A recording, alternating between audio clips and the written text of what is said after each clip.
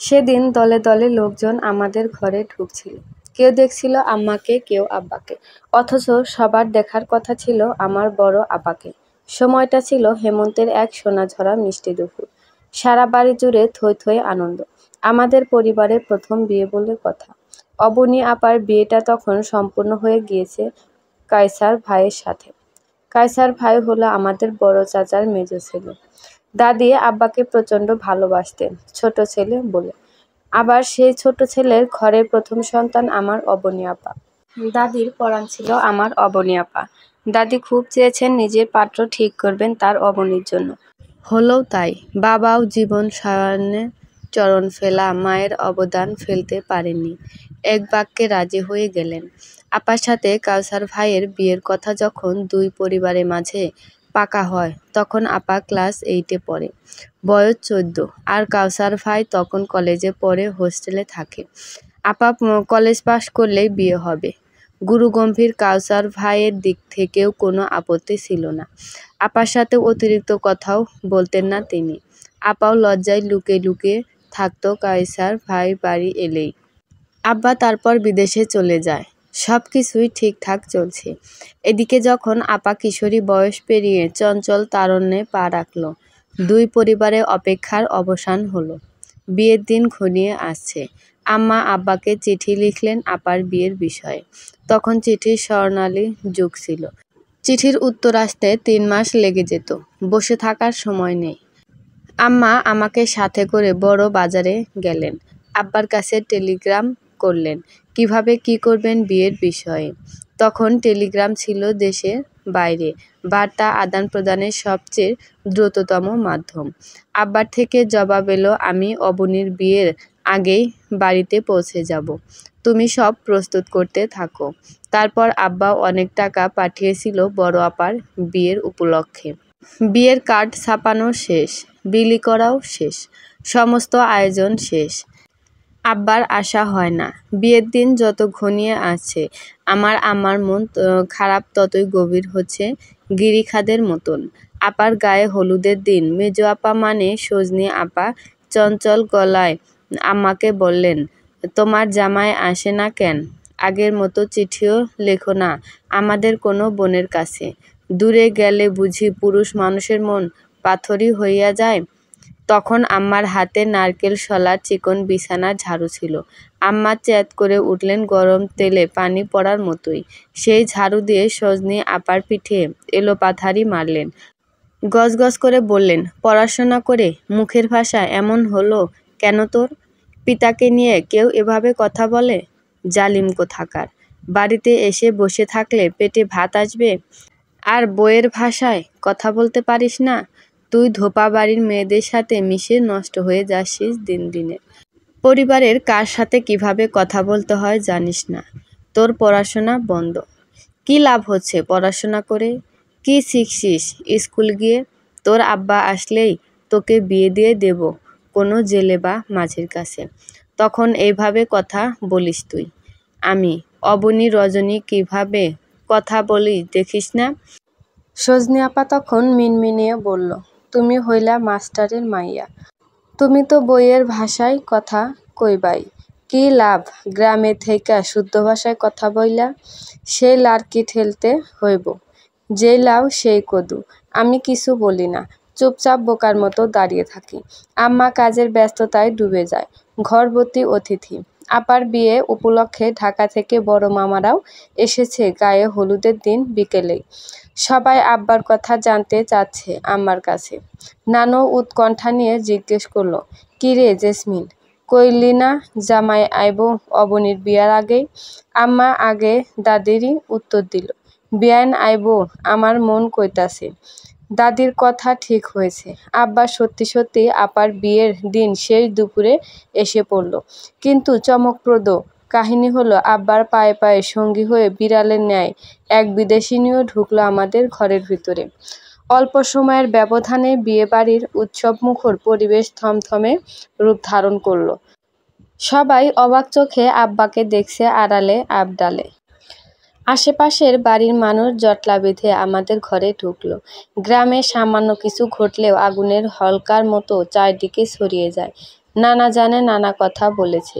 কেউ বলেছে চলেন নতুন বউ দেখি, বাকি জনে উৎসুক চোখে মুখে বলে ওই বাড়ির মাইয়া বাড়ির পোলার লগে বিয়া হইছে। হ্যাগরে কি দেখুম, দেখার জিনিস তো এইখানে। কি সুন্দর বেডিরে বিয়া করলো কামরুলে। আসলেই তাই, অনেক সুন্দর, আম্মার চেয়েও বেশি। আব্বা তাকে আমার বেডরুমে নিয়ে গেল। আমি মেজো আপা আব্বাকে পায়ে ছুঁয়ে সালাম করলাম। আব্বা আমাদের দুই বোনকে আদেশের স্বরে বলল, নতুন অতিথিকে সালাম করো। আব্বা আমাদেরকে আগে থেকেই তুই না বলে তুমি বলে সম্বোধন করে। আমি সালাম দিলাম ওনার পা ছুঁয়ে। সজনি আপা সালাম না দিয়ে 3 লাফে ঘরের দৌড় ডিঙ্গিয়ে উঠানে পা রাখলো। আমিও তার সাথে বাইরে গেলাম। নানি বিলাপ করছে ঘরের পিছনে গিয়ে। দাদি স্বাভাবিক আছে। মেজো আপা রসি ঘরে আম্মার কাছে গেল। চোয়াল শক্ত করে দৃষ্টিতে কাঠিন্যতা এনে আম্মার দিকে চাইল। আম্মা তার চেয়েও দৃষ্টি কঠিন করে তাকালো মেজো আপার দিকে। টনটনে গলায় বলল, তুই কি বলবি আমি জানি। একজন বিয়ে করে মনের আনন্দে বউ নিয়ে আসছে, তাহলে তোদের আনন্দ বন্ধ হবে কেন? যা বিয়ের আনন্দ কর গিয়ে। আমি হন্তদন্ত পায়ে বড় কাকার ঘরে গেলাম। বধূ বেশে বসে থাকা বড় আপার কানে কানে কথাটা বললাম। আপা খলকর করে উঠল শুনে, বলল, ফালতু কথা নিয়ে এসেছিস আমাদের ঘরে কিসের নতুন বিদেশিনী? পরে কেঁদে ফেললাম আমি। আপা বসা থেকে উঠে দাঁড়ালো। সাজানো রঙিন মায়াবী মুখখানি পাংশুটে আকার ধারণ করলো। কারুকাজ খচিত শাড়ি কুচিগুলো এক হাত দিয়ে একটু উপরে তুলে ধরল। আমার সাথে 3 উঠান ডিঙ্গিয়ে ঘরের ভিতরে এলো। নানি ফ্যাঁসফ্যাঁসে গলায় আপাকে বলল, ও নানু ভাই, তুই স্বামীর ঘর থেকে উঠা আইলি কেন? আপা নিরুত্তর। দাদি বলল, হ্যাঁ রে নবু বোন, তুই চইলা যা কইলাম স্বামীর ঘরে। আপা কাউকে প্রতি উত্তর দিল না, সোজা আম্মার রুমে গেল। আমি মেজো আপা ও আপার পাশ ঘেঁষে দাঁড়ালাম। আব্বা আপনি 5 বছর পর দেশে আসলেন, কিন্তু ইনি কে? তার জবাব তোমার আম্মাকে জিজ্ঞেস করো গিয়ে। আপা রেগে গেল, বলল, মান সম্মান সব শেষ করে দিলেন? আম্মাকে কি আর জিজ্ঞেস করব? আমি বুঝি না? আমার ঘর এখন টিকবে আব্বা? আপনার বিবেক পচে গেল বিদেশের মাটিতে থেকে। সি আব্বা। আপার গালে ঠাস ঠাস করে 2টো চড় বসিয়ে দিলেন। ক্রোধান্বিত হয়ে ধমকের সুরে বললেন, বেয়াদব মেয়ে কোথাকার, পিতার দিকে চোখ তুলে কথা বলছো? এত বড় আস্পর্ধা! কিসের ঘর ভাঙবে তোমার? তোমার বিয়ে কার সাথে হয়েছে? আমার ভাতিজার সাথে। কায়সার যদি আমার বিষয় নিয়ে তোমার সাথে উচ্চ বাক্য করে, তার চামড়া তুলে ফেলবো আমি। এই বলে দিলাম। সেই বিদেশিনী আব্বার দিকে চেয়ে বলল, what's up Kamrul, you are not showing that your family knows everything about me. আব্বা থ মেরে থাকে। আপার করা অপমানটা হজম হচ্ছে না।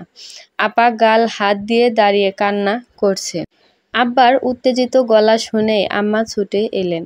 আব্বার দিকে তেজি অভিমানী চোখে চাইলেন। রোষপূর্ণ কণ্ঠে বললেন, আপনি এটা কি করলেন? আমার মাত্রই বিয়ে হওয়া মেয়ের গায়ে হাত তুললেন?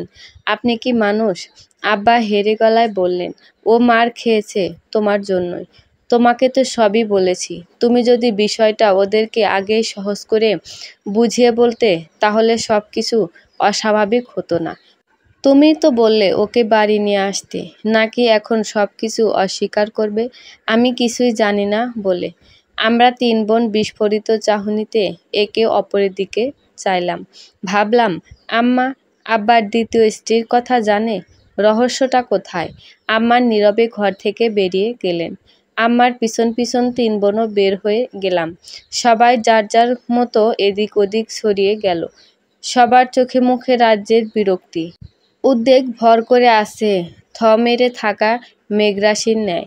আপা আম্মাকে জিজ্ঞেস করল, আম্মা, আব্বা যা বলল তা কি সত্যি? আমার সরল স্বীকারোক্তি, হ্যাঁ আমি জানি। আপার কণ্ঠ ধরে এলো।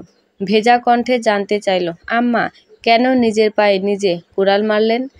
কি সেই অজ্ঞাত কারণ, যা আমরা 3 বোনও জানি না? আম্মা নিস্তরঙ্গ নদীর মতোই চুপচাপ।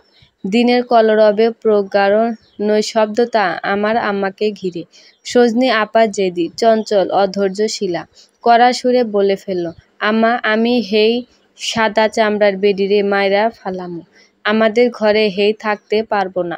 আমি কাউরে ডরাই না। বড় আপা চাইলেও আর আম্মার কাছে থাকতে পারল না। বড় কাকার ঘরে অর্থাৎ তার স্বামীর ঘরে চলে যেতে হলো ডাক পড়াতে। আম্মা আপার দিকে চেয়ে বলল, চুলায় লাকড়ি দেখছিস মেয়ে, একদম পুড়ে ফেলবো তোকে। ছোট মুখে বড় কথা বলবি না, যা ভাগ। সজনি আপা গোমরা মুখে ধূপধাপ পায়ে আওয়াজ তুলে রসুই ঘর থেকে বের হয়ে গেল। আমি আম্মার দিকে চেয়ে বললাম, আম্মা আমি কি চলে যাব, না তোমার পাশে একটু বসবো? আম্মা আমার হাত ধরে টেনে নিজের পাশে ঘেঁষে পিঁড়িতে বসালেন। গুমরে কেঁদে উঠলেন আম্মা। আমিও হু হু করে কেঁদে ফেললাম। আম্মা বলল, আম্মা মরে গেলেও তোর আব্বা বিদেশিনীকে কিছু বলিস না তোরা। তোরা তো আর ছোট নয়, নিজেকে নিজেই দেখে শুনে রাখতে পারবি। আর তোর আব্বা এবং সেও কিন্তু তোদের অবহেলা করবে না। এমন কথাই হয়েছে তোর আব্বা আমার সাথে। আমি নিস্তেজ গলায় জানতে চাইলাম, আম্মা তুমি কি মরে যাবে? মরণ কপালে যখন থাকবে তখন আটকানোর সাধ্যি কারো নেই রে মা। তুই সবার ছোট হলেও মার বুঝদার লক্ষ্মী মেয়ে। সামনে ম্যাট্রিক পরীক্ষা তোর, ভালো রেজাল্ট করবি, পড়াশোনা শেষ করে ভালো চাকরি করবি তুই। মা আকাশের তারা হয়ে তোদের 3 বোনকে দেখবে। তোরা মায়ের 7 রাজার ধন, বুকের মানিক। আমার নারীর জনম সার্থক তোদের জন্ম দিতে পেরেছি বলে। আম্মা আর কিছুই বলতে পারল না, চুপ হয়ে গেল। আমরা সবাই লক্ষ্য করে দেখলাম রাতে আব্বা সেই বিদেশিনীকে নিয়ে আম্মার রুমে ঘুমিয়েছেন। ঘর ভর্তি অতিথি, তাই আম্মার ঘরের ভিতর এক চিলতে খালি জায়গায় ঘুমিয়েছে। পরদিন সব অতিথি চলে গেল। নানি আম্মার জন্য রোদন করতে করতে বিদায় নিল। কায়সার ভাইয়ের সাথে বড় আপার একটু একটু প্রেম জমতেছে টের পাচ্ছি। কায়সার ভাই আমাকে আর সজনি আপার কাছে বড় আপার বিষয়ে নালিশ দিল দুষ্ট মিষ্টি চোখে। বলল, তোরা তো এখন আমার শালিকা, তোরাই বিচার কর এবার। অবনিয়া তো গুটিয়ে থাকে কেন আমার কাছে আসলে? মনে মনে কিন্তু খুব চাই এই পুরুষটাকে, তা আমি অনেক বুঝি। কিন্তু ওপরে উপরে এমন ভাব ধরে কেন? সামান্য হাত ধরতে গেলেও লজ্জাবতী পাতার মতো চুপসে যায়।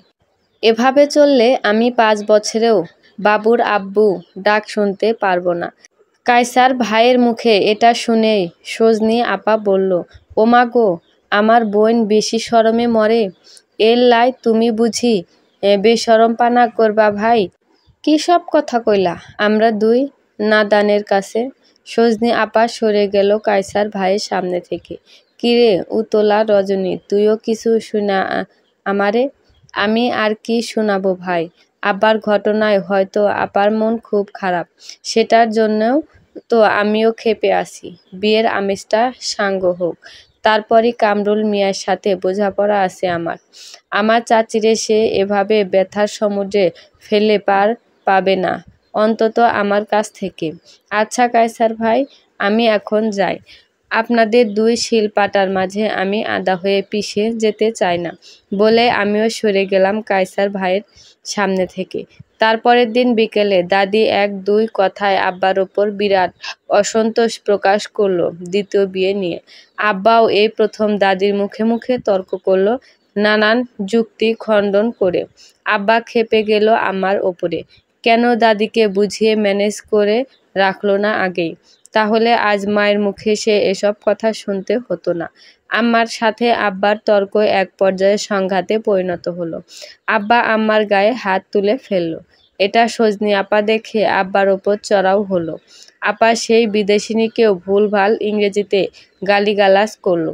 সেই জন্য আব্বা সজনি আপাকে এলোপাথারি মারল। আমি কায়সার ভাইকে ডেকে নিয়ে যাই। কায়সার ভাই আব্বার হাত ধরে ফেলতে বাধ্য হয়। আব্বা থেমে যায়। ফনা তোলা সাপের মতন ফোঁস-ফোঁস করতে থাকে।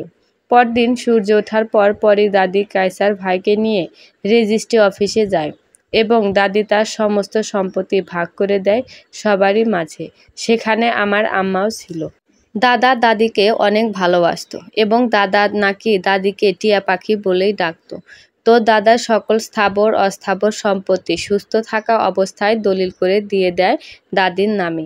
কেবল সম্পূর্ণ বঞ্চিত করা হয়েছে আব্বাকে। দাদি আব্বাকে বঞ্চিত করার জন্য এই ভাগ বাটোয়ারা করে ফেলেছে। জায়গার এই বিষয়টা আব্বা কিছুতেই জানতে পারিনি। একদিন ভোরে উঠে আমরা কেউই সজনি আপাকে খুঁজে পাচ্ছি না। সম্ভাব্য কোথাও আপার হদিস মিলল না। আম্মা অজ্ঞান হয়ে আছে আপার জন্য। পাই না তো পাই না। পরে সজনি আপার বালিশের কভারের ভিতরে একটি চিরকুট পেলাম। আম্মার কাছে লেখা, আমার কলিজার আম্মা, আব্বা যেই কাহিনী করলো তার জন্য তোমার ও আমাদের জীবনে দুর্যোগ নেমে এলো। আমি আর সহ্য করতে পারছি না আম্মা। বাড়িতে থাকলে তোমার ওপর করা আব্বার নির্যাতন আমি মেনে নিতে পারবো না। আর প্রতিবাদ করতে গেলে অত্যাচারিত হই। তাই বাড়ি ছেড়ে পালাতে বাধ্য হলাম। আমি ধোপা বাড়ির হিন্দু ছেলে নরেশকে বিয়ে করেছি। আমি তাকে ভালোবাসি। তার সাথে ইট কাঠের শহরে চলে যাচ্ছি। সে আমাকে সুখের কাছাকাছি রাখার চেষ্টার নিমগ্ন থাকবে আম্মা, ঠিক তোমার মতো। মসজিদ আর মন্দিরে বৈষম্যর কাছে আমার প্রেমকে আমি হেরে যেতে দেইনি। দোয়া করো মন চাইলে। আর পড়াশোনা করতে ইচ্ছে করছে না। এসএসসি পাস দিয়েছি। মন্দ কি? আমাকে ক্ষমা করতে না পারলে অভিশাপ দিও। তুমি আমার মা। তোমার অভিশাপও আমার বেঁচে থাকার আশীর্বাদ হবে। ইতি তোমার অপ্রিয় কন্যা সজনি। আমার আর সজনি আপাকে খোঁজার চেষ্টা করলাম না। সে নিজ থেকে হারিয়ে যায়। তাকে খুঁজে পাওয়া যায় না। আম্মা কন্যার শোকে পাথর হয়ে গেলেন। নাওয়া খাওয়া বন্ধ হয়ে গেল। আমার আর অবনীর আপার দু চোখ সারাক্ষণ অশ্রুজলে ডুবে থাকে। দাদির ঘোলাটে চোখ আরও ঘোলাটে হয়ে গেল নাতনির শোকে ও মাঝ বয়সে পুত্রের অনুচিত কর্মকাণ্ডে। আব্বার মাঝে বিশেষ কোনো ভাবান্তর বা আক্ষেপ পরিলক্ষিত হলো না সজনি আপার জন্য। বরং মনে হয় কিঞ্চিৎ খুশি হয়েছে ঘর থেকে একটা উৎখাত হলো বলে। তার বিদেশিনীর ভাষা কেউ বোঝে না। তাই সে তার মতো করে রুমে পড়ে থাকে আর টাইমলি টেবিলে এসে খেয়ে যায়। আম্মা তো তার সামনেই আসে না কারণ ছাড়া। তার ও আব্বার থেকে দূরে দূরে থাকে, লুকিয়ে লুকিয়ে বাঁচে, গোপনে গোপনে কাঁদে। এদিকে দাদি ক্রমশ শয্যাশায়ী হয়ে গেলেন। শ্বাসকষ্ট বেড়ে গেল তার। সপ্তাহ না ঘুরতে দাদি মারা গেল। দাদির শোক না কাটিয়ে উঠতেই আম্মা আমাকে এক বিকেলে ডেকে বললেন, তোর আব্বা তোর জন্য একটা ভালো বিয়ের প্রস্তাব এনেছে। আমাকে বলেছে তোকে জিজ্ঞেস করতে তুই রাজি কিনা। শুনে আমি ঘাবড়ে উঠলাম আর আশ্চর্যের সপ্তাকাশে পৌঁছে গেলাম। হিসেব মিলতে পারছি না কিছুতেই। আম্মার ব্যথাভরা মুখখানির দিকে কোমল দৃষ্টি ফেললাম। মাথা নামিয়ে ছোট্ট করে বললাম, না আম্মা, আমি পড়াশোনা করতে চাই। আমার বিয়ের উপযুক্ত সময় এখনো হয়নি। আম্মা গম গম স্বরে বলল, এটা তো আমারও কথা। কিন্তু তারেকে বুঝাবে এটা? তার মাকে যা মান্য করত সে রাস্তায় বন্ধ হয়ে গেল চিরদিনের জন্য। আচ্ছা দেখি, যে কোনোভাবেই হোক এটা তাকে মানিয়ে নেব। আম্মা ছন্দহারা স্রোতের ন্যায় দুলে দুলে চলে গেল আমার সামনে থেকে। মগ্ন হইল মিশে মায়ের সংসারের কাজে। সজনি আপার কথা খুব মনে পড়েছে।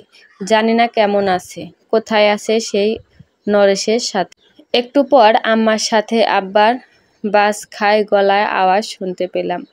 আমি পা টিপে টিপে সেদিকে গেলাম এবং চুপটি করে আড়ি পেতে রইলাম আব্বার কথাগুলো শোনার জন্য। তাহলে তার বিষয়ে আমি আর কিছুই জানি না। তুমি বিয়ে দিও তোমার মেয়েকে। কি করছো তুমি সংসারে পড়ে থেকে? বাইরে থেকে মাসে মাসে টাকা দিয়েছি আর বসে বসে গিলেছ? বলি, বিদেশের মাটিতে কি টাকা রাস্তায় কুড়ালে পাওয়া যায়? পরিশ্রম করতে হয়নি? মেয়েদের ভালোভাবে শিক্ষা দিতে পারোনি? একজন নিজের বিয়ের দিনই বাবার দিকে চোখ তুলে কথা বলল, আরেকজন নিচু জাত ভিন্ন ধর্মের ছেলের সাথে পালিয়ে গেল, আরেকটা হয়েছে অবাধ্য। আর হ্যাঁ, জেনিফার বলছে সে গ্রামে থাকবে না, ঢাকায় থাকবে, সেখানে বাসা নিতে। আর এই অসুস্থ পরিবেশে কি করেই বা থাকে? আমি বাইরে থাকতে তুমি বলেছ ওকে বাড়িতে নিয়ে আসলে কোনো সমস্যা হবে না, ও ভালোই থাকতে পারবে, তুমি সব সামলে রাখবে। এই তার সামলে রাখার নমুনা? কি দেখি আমি তোমাকে? কাল বা পরশু জেনিফারকে নিয়ে ঢাকায় চলে যাব। চিন্তার কারণ নেই, আমি আগের মতোই খরচ দিব। দায়িত্ব তোমারই থাকবে সব সময়। আব্বা ফোঁস করে একটা তপ্ত শ্বাস ছাড়ল। আম্মার কোনো মৃদুকণ্ঠ শুনতে পেলাম না। আম্মার ওপর আমার ভীষণ রাগ হলো। আম্মা কি বোবা হয়ে গেল, নাকি আম্মার কাছে এই কথাগুলোর কাউন্টার দেওয়ার মতো কোনো কথাই নেই? আমি চড়ুই পাখির মতো ফুরুত করে সরে গেলাম। পুকুর ঘাটে গিয়ে ধপ করে বসে পড়লাম। এটা আমাদের আমপুকুর। এই পুকুরে পাড়টার অধিকাংশ স্থানে নানা জাতের সব সুস্বাদু আম গাছ দ্বারা আবেষ্টিত। কয়দিন আগেও আমরা 3 বোন মিলে পুকুরের পানির ওপরে ঝুঁকে থাকা আম ডালে উঠে বসতাম। পরক্ষণে মাছরাঙার মতো ঝুপ করে পানির ওপর লাফিয়ে পড়তাম। সাঁতরে চলে যেতাম অপর পারে। আম্মা খুব বকুনি দিত, আর আমরা বোনেরা হেসে কুটি কুটি হয়ে যেতাম। কোথায় যে হারিয়ে গেল আমাদের সেই সোনালি দিনগুলো! সময়ের ব্যবধানে আজ সবই অম্ল মধুর স্মৃতিতে রূপ নিল। পাকা সিঁড়িতে 2 পা ভিজে বসে মাথা তুলে উপরের দিকে চাইলাম। সূর্যটা ডুবু ডুবু প্রায়। সারা আকাশটা রক্তিম আভায় ছেয়ে গিয়েছে। আম্মার জন্য ভেতর হতে ঠেলে ঠুলে কান্না আছে, কিন্তু আমার কান্নাগুলো দলা পাকিয়ে গলায় এসে বসে আছে। বের হচ্ছে না দেখে আমি আমার গলা টিপে ধরলাম শক্ত করে। কিরে অভিমানী, মরতে ইচ্ছে করছে সন্তাকে সাক্ষী রেখে? আচম্বিতে চেনা গলার স্বর শুনে হাত সরিয়ে নিলাম গলা থেকে। অভিমানী মুখে ঘাড় উল্টে চাইলাম। পাশের বাড়ির ভার্সিটি পড়ুয়া নোমান ভাই, এবং আমার হাউস টিউটর। আম্মা ওনার কাছে আমাকে প্রাইভেট পড়তে দিয়েছে 1 বছর ধরে। নোমান ভাই আমাকে পছন্দ করে খুব। আমিও মনে মনে করি, কিন্তু বুঝতে দিই না। এমন ভাব ধরি যেন 7টা কালো কুকুর একসাথে দেখতে পারি, কিন্তু নোমান ভাইকে দেখতে পারি না। জেদি কণ্ঠে বললাম, চুম্বকের মতো আটকে আছেন কেন আপনি? এটা কি চিড়িয়াখানা? বিরল প্রাণী দেখছেন এই অসময়ে আমাদের বাড়ির পথে? কি তোর ভাষায় উত্তর দিই, ইয়েস, এটা চিড়িয়াখানা, আর বিরল প্রাণীটা হলি তুই। তোকে কয়েকদিন ধরে দেখতে পাচ্ছি না। রাতে ঘুমাতে সমস্যা হয় আমার, তাই দেখার জন্যই এই পথ দিয়ে বাড়ি যাচ্ছি। কাল থেকে পড়তে যাবি। বিয়ের উৎসবের বাহানায় আর কত ফাঁকি দিবি? পরে তো ডাব্বা মারবি, কেউ বিয়ে করবে না। আমারই করতে হবে বিয়ে তোকে। গেলাম। ঘরে যা বলছি।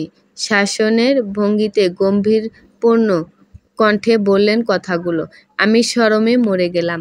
এই নোমান ভাই এত নির্লজ্জ, এত বেশরম পুরুষ, এত ঠোঁটকাটা প্রেমিক। মুখে কিছুই আটকায় না, যখন যা আসে মনে। মুখ দিয়ে কবুতরের মতো কক কক করে বলে ফেলে।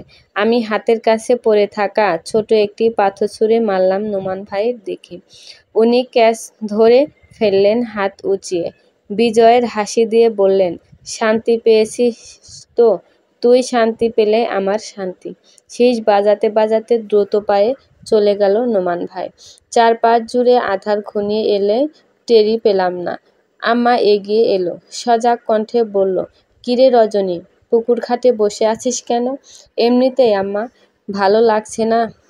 মেজো আপার জন্য পরানটা খালি পড়ে আম্মা আমার কাছে গিয়ে বসলেন। আমার পিঠের ওপর হাত রাখলেন, নিজের বুকের দিকে ভিড়িয়ে নিলেন আলতো করে। আমি মুখ গোছ করে আম্মার দিকে চেয়ে বললাম, আব্বা যখন অন্যায়ভাবে এতগুলো কথা তোমাকে শোনালো, তুমি কেন অক্ষমের মতো চুপ করে রইলে আম্মা? কেন বলনি উনি বিদেশে শ্রম দেয়, তুমিও সংসারে শ্রম দাও? যার দায়িত্বে যেই কাজ, তাকে সেই সব কাজ করতেই হবে। হ্যাঁ, এটাই এত ফলাও করে বলার মতো কিছুই নয়। এটাই সিস্টেম। তার শ্রমের মূল্য আছে, তোমার শ্রমের মূল্য নেই। সকাল থেকে রাত অবধি তুমি যে সংসারের ঘানি টেনে যাচ্ছ, সেই শ্রমের সম্মানী হিসাব করলে প্রতি মাসে তুমিও বড় অঙ্কের স্যালারি পাও আম্মা। সে তো জন্ম দিয়েই খালাস 3 জনকে। বাকি সব কে করে আম্মা? তুমি করছো। কেবল জন্ম দিলে আর মাসে মাসে দান খয়রাতের মতো টাকা পয়সা দিলেই পিতা হওয়া যায় না। উনি একজন অযোগ্য ব্যর্থ পিতা আমার চোখে। আম্মা চোখ বড় বড় করে আমার দিকে ঠায় চেয়ে রইল দাঁড় কাকের মতন। আমি কিভাবে এত কথা বলতে শিখেছি ভেবেই মনে হয় আম্মা অবাক হয়ে গেল।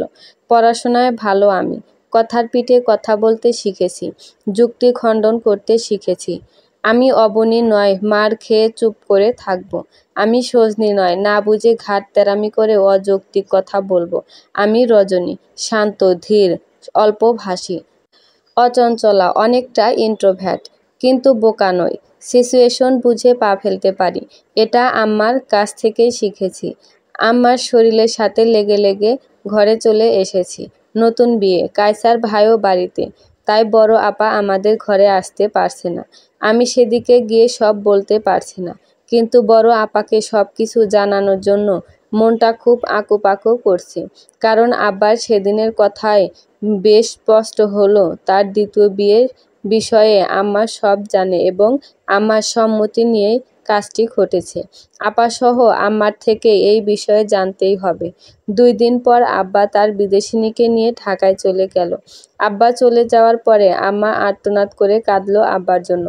এতটা বছর স্বামীকে চোখের সামনে পেয়ে দেখেই গেল কেবল দূর আকাশের তারার মতন। না কাছে যেতে পারলো, না ছুঁয়ে দেখতে পারলো। এই বিরহ যন্ত্রণা আমার আম্মাকে শকুনের মতো খাবলে খাবলে খেলো। আম্মা নাওয়া খাওয়া ছেড়ে দিয়েছে, সারাদিন বিছানায় পড়ে থাকে নির্জীবের ন্যায়। বাবা চলে যাওয়া 1 সপ্তাহ পর কায়সার ভাই ঢাকায় চলে গেল। এই সুযোগের অপেক্ষাটুকুর জন্যই আমি এই কয়দিন ছিলাম। আপা বড় চাচির থেকে বলে আমাদের ঘরে চলে আম্মাকে দেখাশোনা করার জন্য। রাত বেড়ে যাচ্ছে। অসুস্থ আম্মার 2 পাশে আমরা 2 বোন বসে আছি, পাহারাদারের মতন। আম্মার সারা মুখ জুড়ে এক ক্রুশ অন্ধকার হামলে পড়েছে। আমাদের 2 বোনের শত অনুরোধে আকুতিতে আম্মা মেলানো ঠোঁট ফাঁক করতে বাধ্য হলো। বলতে লাগলো, যেদিন বউ হয়ে এলাম তোর আব্বার ঘরে, তখন ভরা পূর্ণিমা চলছে, উঠান ভরা থই থই আবেগী জ্যোৎস্না। একদিন সারা রাত আমরা 2 জন চাঁদের আলোয় ঘুমিয়েছিলাম। বয়স তখন কতই বা হবে, অষ্টাদশী বলা যায়। মনের ভিতরে উথাল পাতাল আবেগ, অনুভবে অনুভূতিতে স্পর্শে আমার জীবনের প্রথম পুরুষ ছিলেন তিনি। সেই রাতে আমরা অনেক আশা জাগানিয়া গল্প বলি, উনি বেশি বলেছে। আমি কেবল অপার মুগ্ধতা নিয়ে ওনার কথা শুনে গিয়েছি। তখন কথা প্রসঙ্গে উনি আমাকে বলল, বউ তোমাকে পেয়ে সত্যি আমার পুনর্জন্ম সার্থক। তোমার সুখের জন্য আমি সব কিছু করতে পারি। বলো তুমি কি চাও আমার কাছে।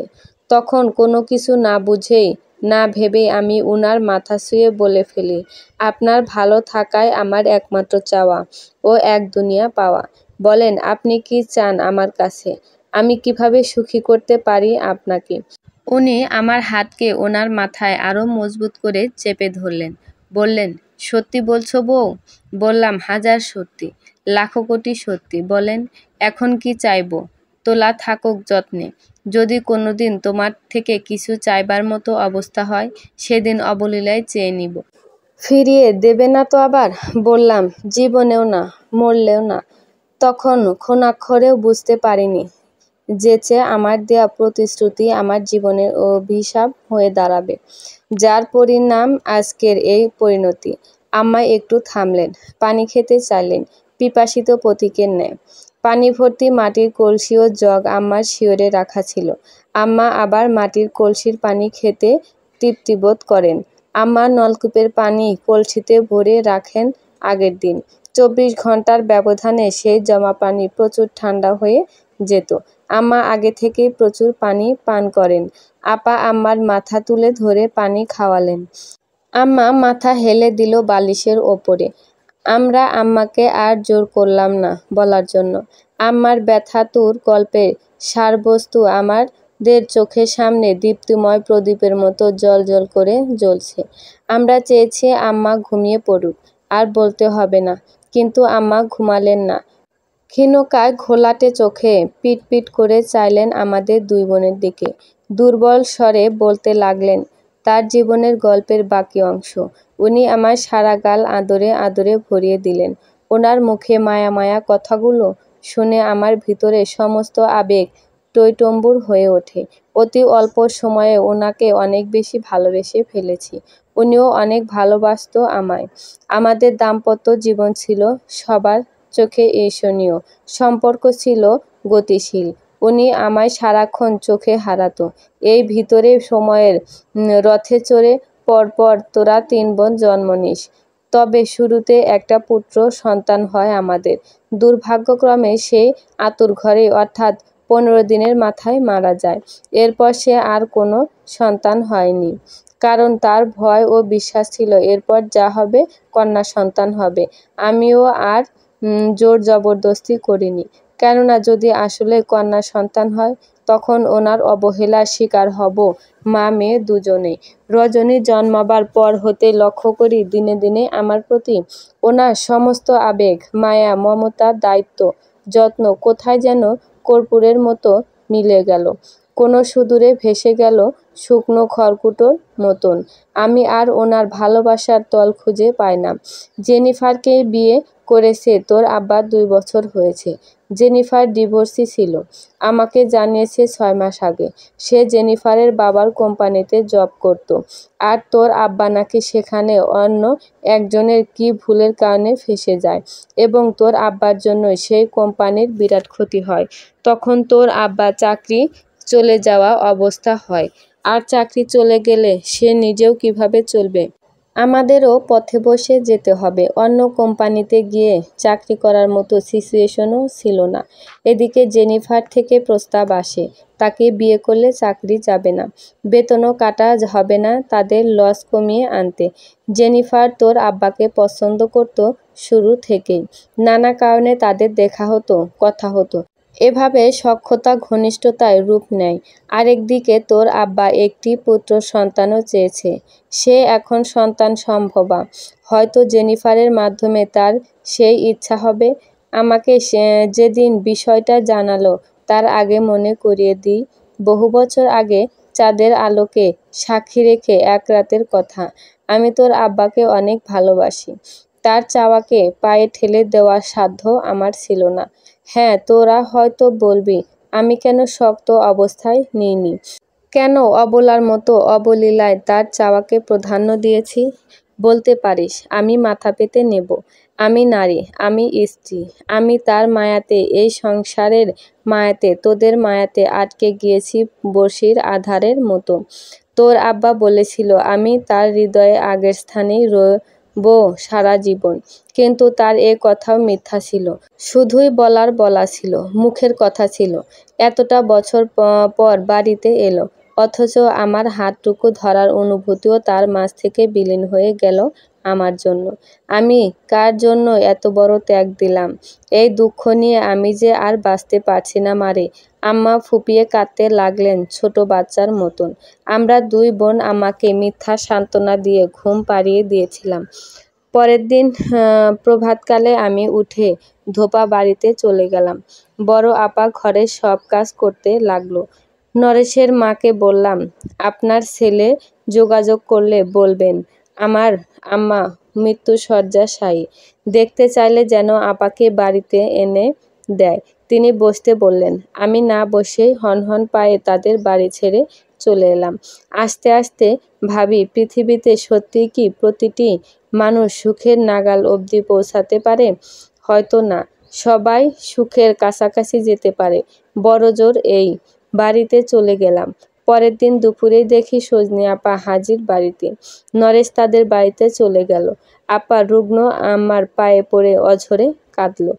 আম্মা তার মাথায় আশীর্বাদের পরশ বুলিয়ে দিলেন। বাকি ঘটনা 1 সপ্তাহ পরে। এক রোদ পোড়া নির্জন দুপুরে আম্মা পরপারে পাড়ি জমালেন তার আদরের 3 কন্যাকে ছেড়ে ও স্বামীর ভালোবাসা না পাওয়ার অসীম দুঃখ বেদনা নিয়ে। দূরে থাকা আব্বা ও কায়সার ভাই থেকে শুরু করে সবাইকে টেলিগ্রাম করা হলো। কাছের আত্মীয়দের খবর জানানো হলো লোক মারফতে। সবাই এলো। আমরা 3 বোন আম্মার পায়ে লুটিয়ে পড়ে গগন কাঁপানো আর্তনাদ করে যাচ্ছি। একটু দূরে দাঁড়িয়ে নোমান ভাই আমার দিকে চেয়ে নীরবে কেঁদে যাচ্ছেন। ইশারায় বুঝিয়ে দিলেন, তোর জন্য আমি আছি রজনী। আমি তোকে সুখের কাছাকাছি নিয়ে যেতে পারবো, পুরোপুরি সুখী করতে না পারলেও। আব্বা জেনিফারকে নিয়ে আসলেন। লোক দেখানো কিছু অশ্রু ছাড়লেন। আম্মার দাফন সম্পন্ন হয়ে গেল। বিকেলে দুধ চা বানানো হলো কারো কারো পছন্দে। আব্বারও দুধ চা ভীষণ পছন্দ। সজনি আপার হাত থেকে আব্বা চায়ের কাপ আমি নিলাম। আব্বাকে চা এনে দিলাম। আব্বা তৃপ্তি ভরে খেলেন। এর কিছু সময় বাদে আব্বার মাঝে কেমন ঢুলু ঢুলু ভাব দেখা দিল। তিনি বিছানায় কাত হয়ে পড়ে গেলেন। ওনার বুক ব্যথা আরম্ভ হলো। অসম্ভব যন্ত্রণার মধ্য দিয়ে আকস্মিকভাবে কিছু সময়ের মধ্যে আব্বাও মারা গেল। ডাক্তার ডাকা হলো। জানা গেল আব্বা বিষ খেয়েছে, তাই মারা গিয়েছে। হাজার হাজার মানুষ আমাদের ঘরে। উঠানে গিজগিজ করছে সিনেমা হলের মতন। জেনিফার আব্বুর বুকের ওপর পড়ে কান্না করছে। আমরা আব্বার জন্য কাঁদছি না, আম্মার জন্য কলিজা ফেটে যাচ্ছে আমাদের 3 বোনের। ফুপু কাকে পাঠিয়ে যেন পুলিশ ডাকলো। তার ভাইকে কে বিষ দিয়েছে উদ্ঘাটনের জন্য। জেনিফার পুলিশকে আমাকে দেখিয়ে বলল, আমি চা দিয়েছি আব্বাকে। আমি চায়ে বিষ দিয়েছি। শুনে পুলিশ আমার হাতে হাতকড়া পরিয়ে ফেলল। বড় আপা কায়সার ভাই পুলিশকে আকুতি মিনতি করল আমাকে ছেড়ে দেওয়ার জন্য। সামনে আমার পরীক্ষা। পুলিশ বলল, সেটা আদালতের রুলস অনুযায়ী প্রমাণ হলেও সে ছাড়া পাবে। সজনি আপা উন্মাদের মতো চিৎকার করে সবাইকে শুনিয়ে পুলিশদের উদ্দেশ্যে বলল, আমার বোনরে ছাইরা দেন কইছি। আমি চায়ে বিষ দিছি হেড ব্যাডারে মারণের জন্য। আমার আম্মা মইরা গেছে তার লাইগা। আম্মা নাই, তারও বাইচা থাকার কাম নাই। আমারে ধইরা নেন, আপনে গো পায়ে পড়ি। রজনীরে ছাইরা দেন, আল্লাহর দোহাই লাগে। পুলিশ আমারে কাচারি ঘরের সামনে নিয়ে তাদের গাড়িতে তুলে নিল। নোমান ভাই এগিয়ে এলেন আমার সামনে। আমার দিকে সজল চোখে চেয়ে বললেন, আমরা তোকে শীঘ্রই ছাড়িয়ে আনব। তোকে আমার কাছে সারা জীবনের জন্য নিয়ে যাব রজনী। চিন্তা করিস না, তুই তোর নির্দোষ। আমি অবোধ অসহায় চাহনিতে নোমান ভাই, বড় আপা, সজনি আপার দিকে চেয়ে রইলাম। পল্লীর রাতের নির্জনতা ভেদ করে আমাকে নিয়ে পুলিশের গাড়ি ছুটে চলল থানার দিকে। আমার খালি আম্মার কথাই মনে পড়ছে প্রতি নিঃশ্বাসে। আব্বার চায়ে কেন সজনি আপা বিষ মিশিয়েছিল, এই নিয়ে আমার মাঝে নেই কোনো আক্ষেপ, নেই কোনো বেদনাবোধ। সুখের নাগাল কয়জন প্রায় পৃথিবীতে, কয়জন পারে সুখের কাছাকাছি যেতে। সুখের চেয়ে দুঃখটাকে আমরা পুষে রাখতে ভালোবাসি। জীবন তৃপ্তি দেয় যতটুকু, অতৃপ্তি দেয় তার চেয়েও বেশি। সমাপ্ত।